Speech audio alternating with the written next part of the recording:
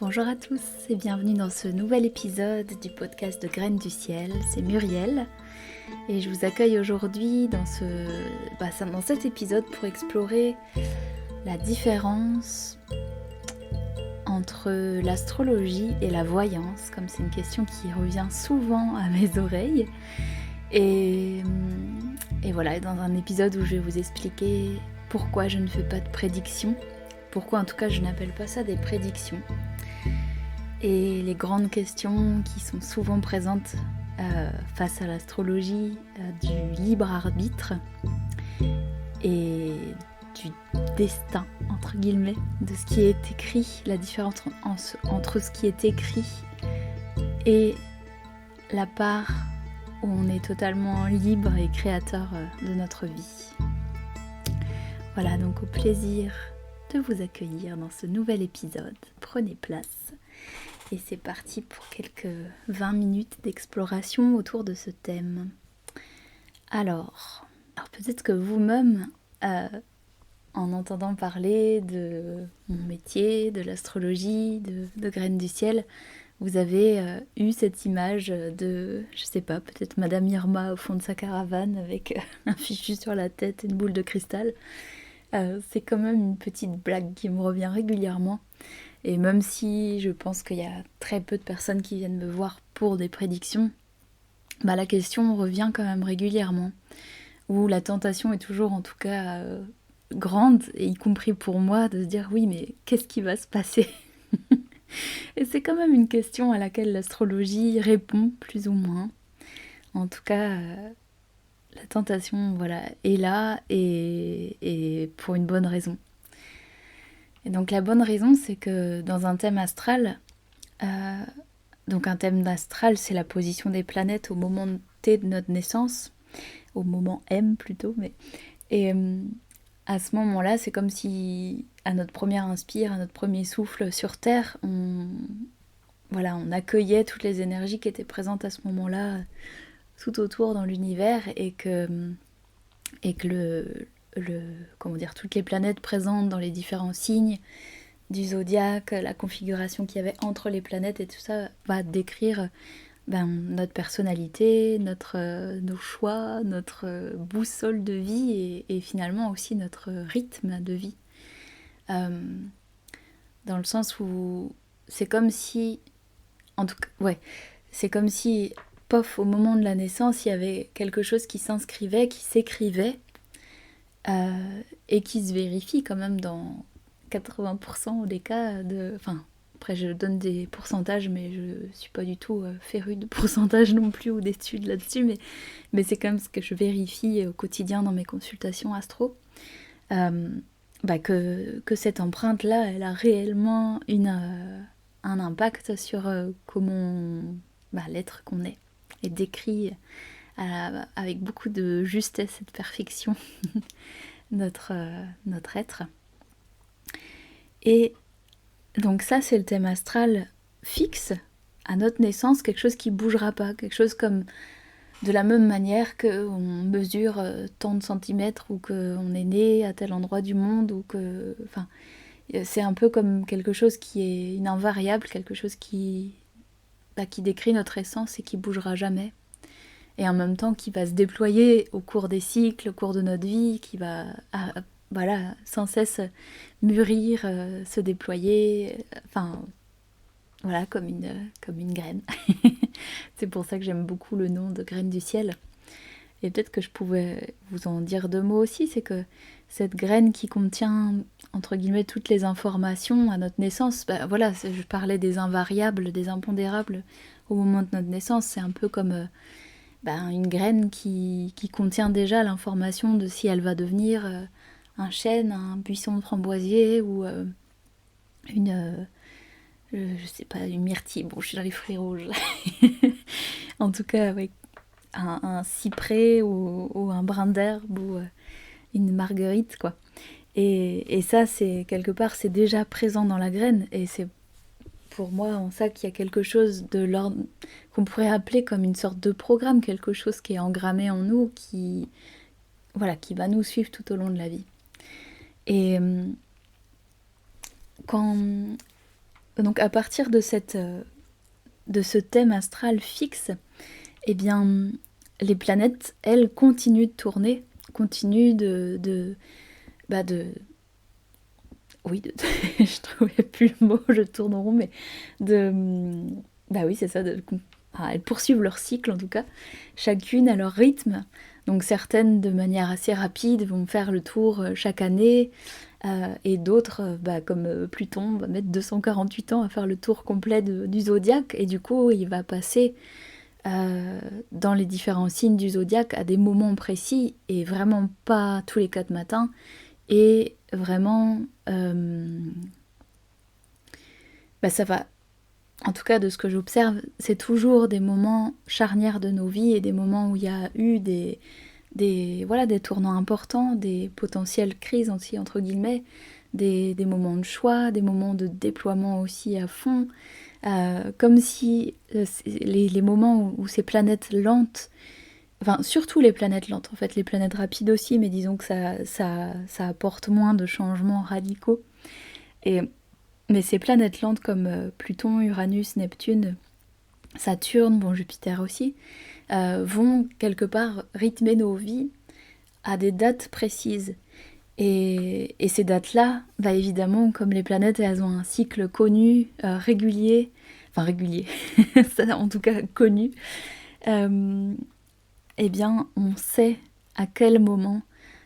telle planète va passer à tel point exact de notre thème astral. Et c'est de cette science-là, en fait, qui est une science, qui est aussi quelque chose qui a été éprouvé, observé au fil des siècles, et qui a réellement aussi développé tout un art de l'interprétation, de qu'est-ce qui peut arriver quand, je sais pas, Uranus passe sur notre Soleil, sur Vénus, sur la Lune, ou Mars de notre thème de naissance. Et l'humain a donc voulu comme ça étudier tous ces cycles et cette temporalité pour en tirer des conclusions, et surtout pour pouvoir quelque part avoir une maîtrise sur sa vie, sur son environnement, sur le futur, qui est, je pense, pour la plupart d'entre nous, il peut y avoir aussi beaucoup de joie à aller vers l'inconnu, à aller vers le futur, et moi, c'est plutôt quelque chose qui m'enthousiasme, mais il y a évidemment, je peux pas non plus nier qu'il y ait des moments de ma vie où j'aurais aimé savoir ce qui allait se passer, aimé avoir des réponses sur mon futur pour faire les meilleurs choix au présent. Et puis aussi, oui, voilà, dans tous ces moments d'impasse apparente, chercher comme une sorte pas un refuge, mais une réassurance quelque part qui viendrait nous certifier de ce qui va se passer pour la suite. Et voilà, du coup, eh bien, en fait, c'est une réalité que certains astrologues vont l'utiliser pour faire des prédictions, en sachant ces grands timings-là, en les étudiant avec beaucoup de précision aussi. Mais pour moi, c'est pas du tout l'éthique que j'ai envie d'avoir, et c'est pas du tout la manière dont j'aime me servir de l'astrologie. Cela dit, ça a aussi été un grand travail, entre guillemets, de détachement, de ne plus regarder mon propre thème en ayant quelque part dans un coin de tête une forme d'appréhension latente de ce qui allait se passer quand bon, je cite souvent Uranus, mais c'est parce que c'est une planète qui est beaucoup passée sur mon thème ces 15 dernières années. Mais voilà, ça m'a quelque part forcé à lâcher prise, en sachant que voilà, dans 1 an, dans 2 ans, telle planète passait à tel point clé de mon thème natal et allait entraîner forcément des changements, des remises en question, du mouvement en tout cas. Et finalement, voilà, c'est que là où je n'aime pas faire de prédictions, c'est que il y a toujours une part de ça qui nous échappe, il y a toujours une part de mystère qui reste entier, où on sait que ça va être des années importantes, des années effectivement de changement, mais ce qu'on va en faire, ça nous est propre et c'est là qu'il y a toujours une part qui nous échappe. Et je dois dire que pour tous ceux que j'ai observés en avance, pendant, après, il y a toujours eu énormément de surprises sur la manière dont la vie me proposait des événements, des choix, voilà, le vécu était surprenant aussi. Et pour moi, en fait, en tant qu'astrologue, ce serait comme une manière de prendre pouvoir un petit peu sur la vie de quelqu'un, sur quelque chose qui m'appartient pas du tout. Et surtout, il y a quand même une marge de manœuvre, enfin, je veux dire, il y a quand même une grande chance aussi de se planter ou alors de projeter en fait ses propres craintes sur la vie de quelqu'un d'autre ou la sienne, mais de vouloir comme ça interpréter à partir du présent quelque chose qui n'est pas encore là. Parce que pour moi, le futur, il y a une part qui est écrite, entre guillemets, il y a une sorte de timing qui nous échappe et quelque chose qui est calé. Et en même temps, eh bien, à l'intérieur de ça, on a une marge de liberté qui est quand même aussi assez énorme. Pour moi, le futur, il s'écrit à chaque moment au présent. Tous les choix qu'on va faire au présent, ils vont modifier cette période-là qui arrive peut-être dans 2 mois, dans 6 mois, dans 1 an, dans 10 ans. Et déjà en ça, ça va apporter son lot de surprises. Et du coup, j'aime plutôt avoir une perspective de ce qui se passe en ce moment, peut-être dans un futur très proche, mais plutôt comme quelque chose où on vient ouvrir, questionner, décloisonner, enfin comme quelque part un petit peu préparer, préparer ou poser des questions ou voilà, essayer de sentir en fait pour la personne qu'est-ce qui pourrait être amené à bouger, mais pas dans une perspective d'affirmer quelque chose, mais moi j'aime bien l'idée que je viens ouvrir des fenêtres et quelque chose où tous les possibles sont ouverts, mais vraiment le plus possible. Et là, en faisant ça de cette manière-là, en fait, on laisse tout un panel de choix à la personne qu'on reçoit. Aux personnes que je reçois en consultation. Voilà, et je considère en fait qu'il y a presque comme un risque en fait à vouloir dire en avance, à vouloir aussi dire trop tôt. Ça peut m'arriver, peut-être que ça va faire râler certains, mais ça peut m'arriver quand même assez souvent de percevoir une période de tournant vraiment importante, mais qui arrive peut-être dans 1 an ou dans 2 ans, et sentir dans notre échange avec la personne qui vient me consulter que c'est vraiment quelque chose d'encore très lointain, qui n'est pas encore conscient, qui n'est pas encore mûr en fait. Et en parler trop tôt, pour moi, ça viendrait créer plus de peur qu'une réelle préparation, enfin que quelque chose que la personne pourrait se réapproprier, partir avec et être serein pour la suite. Si c'est trop tôt, c'est vraiment trop tôt. Et ça, c'est quelque chose que j'ai pu observer, même pour moi, parce que forcément, moi, j'étudie mon thème au quotidien, donc j'ai quelques transits, la clé, on appelle ça des transits, hein, je sais pas si j'ai déjà nommé ce mot, mais on parle pas là de nos transits intestinaux, mais des passages des planètes sur des points clés de notre thème, ça s'appelle un transit. Comme une planète qui transite un lieu du ciel en particulier. Et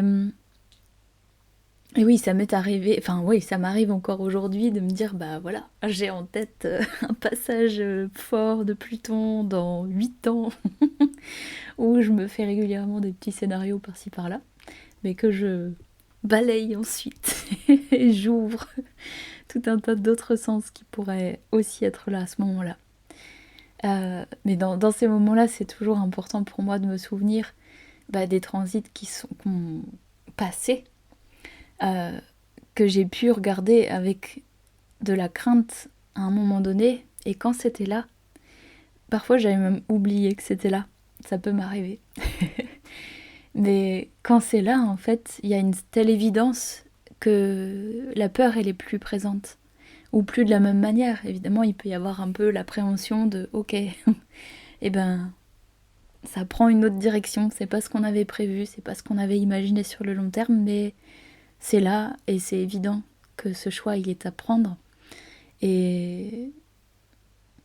dans ces moments-là, il y a beaucoup plus de présence et de confiance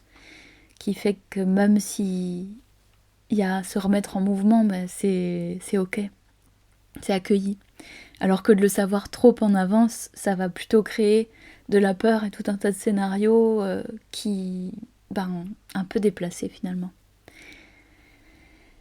Voilà, ça c'est ce que j'observe en tout cas, et c'est la vision que je porte sur cette notion de prédiction. Cette même technique au présent, eh bien, elle a vraiment beaucoup d'importance à mes yeux. C'est peut-être la moitié de tous mes rendez-vous sont plutôt occupés à regarder justement qu'est-ce qui se passe là maintenant, dans l'instant. Et très souvent, toutes les personnes qui viennent sont effectivement habitées de plein de questions sur le présent, traversent une période charnière, viennent avec leur lot de questionnements, de doutes, d'être peut-être parfois même submergés par tout ce qui arrive, et la sensation d'être un peu perdu dans tous ces choix à faire, dans tous les événements qui arrivent. Et là, je trouve que ça a énormément d'importance parce qu'on va pouvoir resituer ce qui est là dans le présent, dans une perspective beaucoup plus vaste, faire prendre du recul sur tous les cycles qui sont présents là depuis peut-être des années, en tout cas tout un pan de vie, et venir interroger et mettre des mots. Voilà, pour moi ça permet de nommer ce qui est présent. Nommer et de questionner et d'ouvrir toujours les possibles. Et je pense, moi j'en suis sûre en tout cas pour ma part, que ça vient apporter énormément de soulagement, de réconfort, de dire ah ok, bon déjà d'une, c'est entre guillemets normal, il y a une raison à ce qui est là. Mais après, si on en restait là, ce serait peut-être pas non plus si intéressant que ça, parce qu'on pourrait se dire bon voilà, c'est juste la faute de Pluton. Mais là où c'est intéressant, c'est plutôt d'observer ce qui est là avec cette perspective nouvelle, comme un peu mettre des nouvelles lunettes ou voir avec un nouveau filtre ou à travers un prisme différent, à partir d'un autre point de vue, ce qui est en train de se passer. Et d'y mettre, d'éclairer, de questionner, de mettre du sens. Donc ça, je l'ai déjà dit. Et donc, cette même technique, c'est ça qui est bluffant aussi, c'est que quand on la regarde dans le passé, eh bien, aussi dans un énorme pourcentage, même si je n'aime pas parler de pourcentage des cas, eh bien, toutes les périodes que je vais pouvoir trouver en cherchant les dates clés qui ont été importantes dans le passé vont coïncider avec des moments de changement importants de vie. Et par contre, de le regarder aussi à travers ce prisme de porter un regard neuf sur notre passé, ça permet aussi bien souvent de libérer des événements qui ont pu être vraiment douloureux, voire traumatiques, ou toujours questionnants à ce jour. Ça m'est arrivé que certaines personnes me disent « Ah, mais moi je croyais que j'étais devenue folle, ou que j'avais agi sur un coup de tête, ou que c'était pas du tout ce qu'il y avait à faire, ou que j'avais fait une connerie, etc. » Et le fait de pouvoir nommer à nouveau cette période avec un sens nouveau, en expliquant la symbolique de la planète qui était là à ce moment-là, du sentiment presque d'urgence, ou de quelque chose qui pousse en fait, un peu comme dans ces moments de vie où on se sent poussé, quelque chose comme une force qui nous dépasse et qui nous pousse à agir ou à choisir quelque chose de parfois radicalement différent, et ben ça soulage aussi beaucoup. Pour moi, ça vient libérer énormément de choses passées, du coup. Évidemment, là où c'est ok de regarder, je regarde pas non plus les endroits... Enfin, j'irai pas non plus remuer des choses qui ont été vraiment douloureuses et qui seraient pas ok de regarder maintenant, d'observer maintenant. Mais en général, quand on vient, c'est qu'on a fait ce choix-là de porter à la conscience notre vécu. Voilà. Alors il y a encore d'autres éléments sans doute importants autour de cette notion de de libre arbitre et de la part qui est écrite et de la part qui reste libre. C'est que pour moi, en fait, quand il y a une prédiction qui est posée, ça vient enfermer quelque chose. De la même manière pour moi que quand on décrit un signe en l'enfermant dans une caricature, ça ne permet pas à cette personne d'exprimer autrement ce signe. Enfin, c'est comme si ça limitait en fait le potentiel d'expression. Et bon, on peut très bien se dire non, c'était de la connerie, donc j'ai le droit de faire ce que je veux, et des fois c'est pas plus mal de partir comme ça. Mais oui, on peut tout à fait choisir de vivre autre chose, mais ça m'est quand même arrivé très souvent de voir des personnes qui avaient reçu quelque part des prédictions sur leur vie, en fait, que ce soit par quelqu'un qui fait de la voyance ou quelqu'un qui... Et encore une fois, là, c'est pas non plus pour opposer la voyance à l'astrologie. Je pense qu'il y a il peut y avoir aussi une posture et un positionnement qui est clair, qui est sain et qui est porteur, en fait, avec la voyance. Mais en tout cas, là, je parle plutôt des interprétations à la louche de certains transits que j'ai pu observer et qui venaient quand même vraiment enfermer quelque chose de l'ordre de « Ah, mais il va forcément t'arriver un malheur, dans 3 ans, telle planète arrive et ça va être... tout va s'effondrer. » Enfin, mais ce genre de choses qui ne servent strictement à rien. Déjà, d'une, ça ne sert à rien. En avance, ça crée que de la peur. Et pour moi, ce climat de peur ne va pas porter quelqu'un vers son meilleur...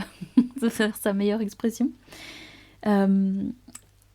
Ça pourrait être aussi de la lucidité et venir ouvrir des grands questionnements, et peut-être qu'il y avait besoin de cette secousse-là, mais voilà, encore une fois, pour moi, c'est pas forcément le moment et c'est pas forcément la manière de l'aborder. Et pour moi, il y a toujours une part très imprévisible, en fait, de comment on va réagir à un événement. Il peut très bien y avoir des moments... Enfin, là, je pensais à la question, par exemple, de remise en question de la relation amoureuse. Bon, là, c'est un peu dans l'air du temps cet été, avec cette longue période de Vénus rétrograde, on va dire, ou Vénus qui n'agit pas uniquement sur nos relations amoureuses, mais qui vient en tout cas questionner énormément nos valeurs, notre manière, la manière dont on a envie d'aimer, de donner, de recevoir de l'amour, et qui du coup vient souvent se manifester dans nos relations amoureuses ou affectives. Il pourrait très bien y avoir, et ça je l'ai observé aussi, en fait, des moments très forts de passage de planète sur cette Vénus de naissance, ou en lien en tout cas avec la question de la relation amoureuse, et que ce soit effectivement une période de secousse dans la relation, parce que je pense qu'il n'y a pas beaucoup de relations qui traversent pas de grandes périodes de questionnement, de doute, de remise en question, et c'est tout à fait sain et normal. Et c'est là que ça peut pas être prévisible, parce que le même passage de la même planète au même endroit pour une personne va peut-être venir faire passer à une nouvelle étape de la relation, quelque chose qui va mûrir, se questionner ensemble, rebondir, peut-être traverser des gros moments de doute et peut-être aussi jusqu'à évoquer une possible rupture, mais pour en sortir grandi, transformé, où chacun a pu s'exprimer, dépasser certaines choses, transformer quelque chose en profondeur, se dire des choses dont on ne s'est jamais parlé depuis des années, et puis en faire un tremplin pour une relation qui va encore durer des années, des mois, des semaines, j'en sais rien, des jours, peu importe. Alors que peut-être que d'avoir... je sais pas si quelqu'un avait posé comme une sorte de diagnostic ou de fatalité de « Ah ben en telle année, vous allez vous séparer », ben c'est hyper réducteur par rapport à l'éventail de possibles qui peut arriver dans cette période-là, quoi. Donc ça fait partie des potentiels, ça peut arriver. Ça peut arriver que des fois ça se voit, ça va être une période qui va venir questionner la relation, est-ce qu'elle tiendra, est-ce qu'elle tiendra pas, mais l'important là-dedans c'est plutôt de savoir si c'était une relation qui vibrait toujours en fait au présent, qui venait toujours résonner avec ce qu'on avait envie de vivre. Et peut-être qu'il y a des bons des fois que l'un fait et l'autre pas, et dans ce cas c'est aussi dur de continuer à deux, à un moment en tout cas. Enfin bref, là c'était un peu pour donner un exemple un peu plus parlant, que ça reste moins nébuleux ce que je raconte, mais c'est voilà, une interprétation parmi d'autres. Mais du coup, on peut bien voir que si à ce moment-là on avait reçu une prédiction que telle année on allait se séparer, ça peut venir complètement aussi influencer les choses, ou dès qu'il va y avoir une petite crise dans cette année-là, on va se dire ça y est, c'est le moment de la rupture, donc on arrête tout. Et pour moi en fait il y a beaucoup de prédictions qui vont quelque part programmer le futur, enfin comme si on ouvrait une ligne de temps et qu'on venait inscrire quelque chose dans tous ces différents possibles. Et donc voilà, ça marche, ça se réalise, sauf que c'était peut-être pas la seule issue. Et alors il y a un autre élément dont je voulais parler, c'était aussi alors la liberté qu'on a de réagir, voici d'accueillir en fait, de réagir aux événements qui nous sont proposés quelque part. Pour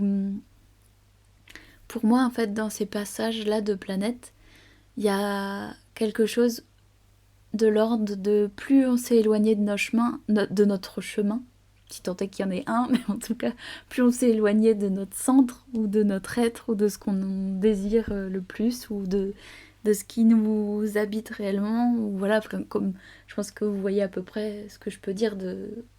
comme quelqu'un qui s'est un peu éloigné de sa vérité, ou qui est en décalage complet avec la vie auquel il aspire. Et donc oui, de le remettre comme ça, c'est pas forcément de la vie qui est écrite pour toi et que tu t'es éloigné de la partition, mais plutôt de des moments de vie où on se sent plus du tout en raccord avec notre être, notre essence, et où du coup c'est souvent des moments douloureux ou déprimants, enfin bon, là j'ai pas de qualificatif ce soir autre, mais et dans ces moments-là en fait, les passages de planètes quelque part, ils vont plutôt venir nous réaxer, nous réaligner. Et donc ça peut se faire par des événements assez soudains, assez perturbants, ou voilà, des sortes d'imprévus comme ça, mais qui finalement, voilà, quelque chose qui va paraître comme quelque chose de très difficile sur le moment,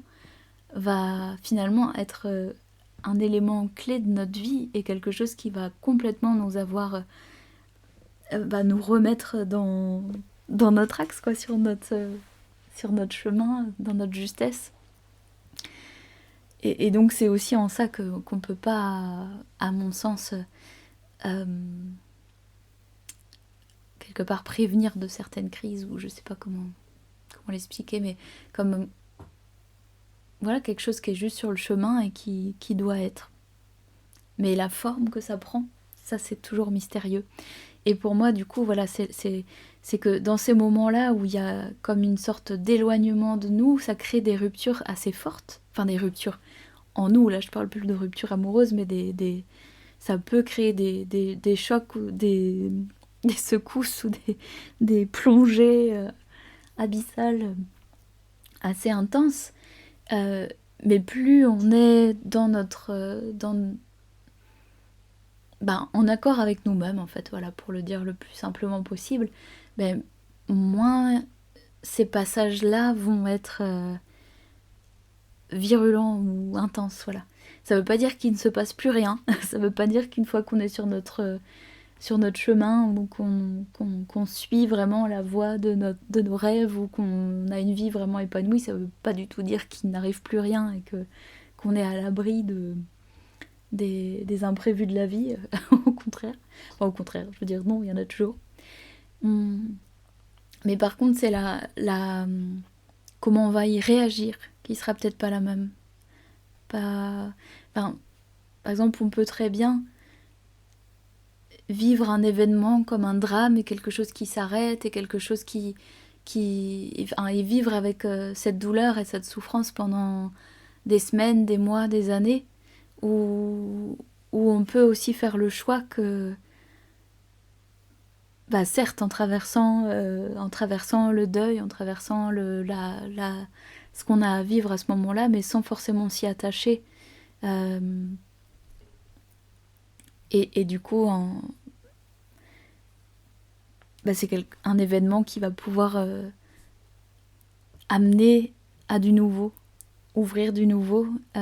des choses où on peut se permettre vraiment d'aller à fond dans cette nouvelle direction presque sans regarder en arrière, même s'il y a toujours ces moments-là où on va quand même un petit peu analyser ou toujours rester attaché à ce qu'on a vécu par le passé, mais plus attaché comme un poids. Et pour moi, là, de savoir ces dates clés, parfois ça peut aussi permettre d'accepter et d'accueillir davantage ce qui est en train de se passer sur le moment, comme quelque chose qui de toute façon devait être là d'une manière ou d'une autre. Ça aurait pu tout à fait être un autre déclencheur, un autre événement, mais il y a un endroit où la vie vient nous chercher et nous ramener à l'essentiel. Voilà, je crois que je vais pas tarder à m'arrêter pour ce soir. Ce soir, c'est le soir, à l'heure où j'enregistre, mais vous allez peut-être écouter ça un matin. En tout cas, je vais m'arrêter sans doute pour cet épisode. Et parce que c'est une question infinie, donc je ne vais pas non plus pouvoir faire le tour de manière exhaustive aujourd'hui, et je pense qu'il y a encore beaucoup de thèmes auxquels je vais repenser cette nuit ou demain ou plus tard, et c'est pas grave, parce que j'ai aussi envie de garder des épisodes assez digestes et pas trop longs, mais évidemment qu'il y a encore beaucoup de questions que je pourrais développer dans de futurs épisodes. Je serais très très très curieuse et d'avoir aussi vos retours sur cet épisode, de recevoir vos questions, de recevoir vos prises de conscience ou bien les endroits où ça vous a parlé ou ce qui a posé question, parce que peut-être que effectivement il y a des endroits où je n'ai pas été complètement claire et que les questions vont permettre d'affiner dans des épisodes dans les épisodes suivants. Et comme je le redirai aussi pour chaque épisode, si vous avez envie d'en savoir plus, d'explorer justement ces passages clés de votre vie, passé, présent et futur très très proche, avec plutôt cette ouverture des potentiels, des possibles. Ah, ça me fait penser encore à quelque chose, voilà. Moi, je pensais plus à, par exemple, des moments où on arrive avec ces questionnements de tiens, j'ai l'intention de changer de travail, etc. Je sens que c'est bientôt, mais est-ce que c'est le bon moment, etc.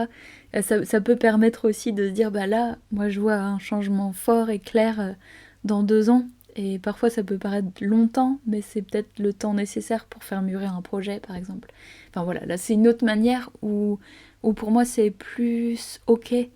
de pouvoir se servir de l'outil et de trouver appui dans le thème astral, dans ces dates, dans ces passages de planètes pour voilà, là parce que ça répond aussi à une question claire et concrète de quelqu'un. Même si, évidemment, si on ne fait rien dans cette période-là, il va pas se passer grand-chose non plus. Mais ça peut nous mettre en chemin et avoir une idée de la temporalité dans laquelle on s'inscrit. Voilà, petit bonus avant de conclure vraiment.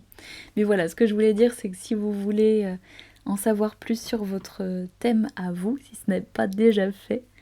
eh bien, je serais ravie de vous accueillir en séance individuelle. Et je pense qu'il y a mon agenda qui doit s'afficher quelque part dans la description de ce podcast. Ça dépend des plateformes sur lesquelles vous êtes. Et sinon, sur mon site web Graines du Ciel, www.graines au pluriel, grainesduciel.com.